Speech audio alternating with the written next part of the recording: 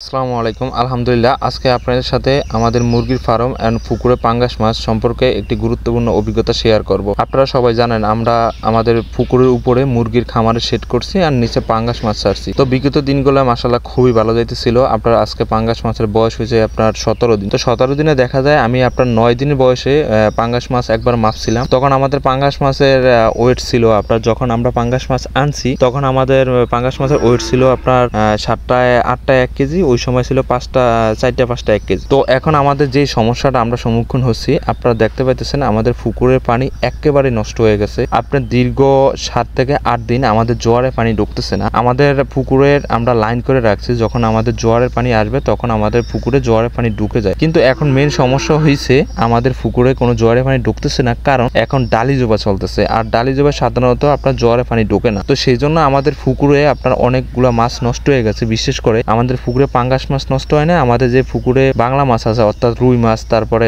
কাতল মাছ, তারপরে silver carp মাছ, তারপরে একটা আইরি মাছ ছিল, সেই মাছটা মারা গেছে। আপনার সিলভার কার্প মাছ কিছু মারা গেছে আর আইরি মাছটা মারা গেছে। তো মাশাআল্লাহ আজকে 7 দিন পর দেখতে পাইতেছেন আপনারা আমাদের পুকুরে খুব সুন্দরভাবে পানি ঢুকতেছে। আজকে আমাদের সব জোয়ারা এসে সবকিছু বইরে গেছে। তো আমাদের পুকুরেও পানি, তো এই জন্য আজকে যেমন এতদিন পরে আপনার পুকুরে গ্যাস হয়ে গেছে, পানি ময়লা হয়ে গেছে, পানি দিয়ে দুর্গন্ধ আসছে। কিন্তু আজকে যখন আমাদের পুকুরে আপনার জোয়ারে পানি ঢুকতেছে তো দেখতে পাইতেছেন মাছগুলা খুবই লাভাইতে আছে আর খুবই ওরা একটা স্বাচ্ছন্দ্য বোধ করতেছে। কারণ আপনি যখন একটা বিষয় লক্ষ্য করবেন, আপনি যখন পুকুরে মাছ ছাড়বেন, পুকুরে পানি যদি গোলা হয়ে যায় তখন আপনার সেই গোলা অবস্থায় আপনার মাছের ওয়েট কমে যায়, মাছে খাবার খাইতেছে না, পানি যদি নষ্ট হয়ে যায়। আপনি এই জিনিসটা আপনার সবসময় যারা আপনার মাছ চাষ করেন, আপনি একসাথে মুরগি মাছ চাষ করেন, তারা এই বিষয়টা লক্ষ্য রাখতে হবে। কারণ অতিরিক্ত সময় আপনার যদি 2-3 দিন অথবা 5-7 দিন যদি আপনার জোয়ারে পানি না ঢোকে তখন আপনার পুকুরে পানি নষ্ট হয়ে যাবে, এটা স্বাভাবিক। এই জিনিসটা মাথায় রেখে আপনার খামার দিতে হবে, খামার পরিচালনা করতে হবে যাতে আপনার পানি সরানোর ব্যবস্থা থাকে। তো আমাদের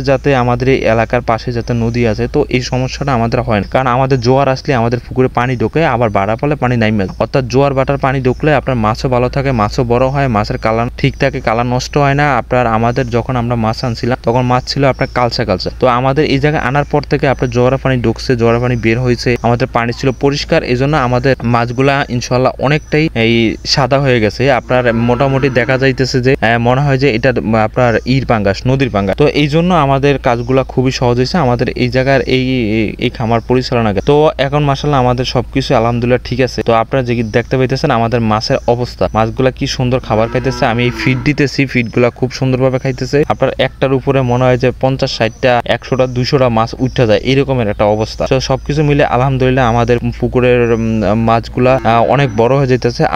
আমরা আশাবাদী 3-4 মাসের ভিতরে আমাদের মাছ 2 কেজি প্লাস হয়ে যাবে আর আমরা বাজারজাত করতে পারবো। তো আমাদের মুরগি ইনশাআল্লাহ বিক্রি শুরু হয়ে গেছে, মুরগি বিক্রি করছি।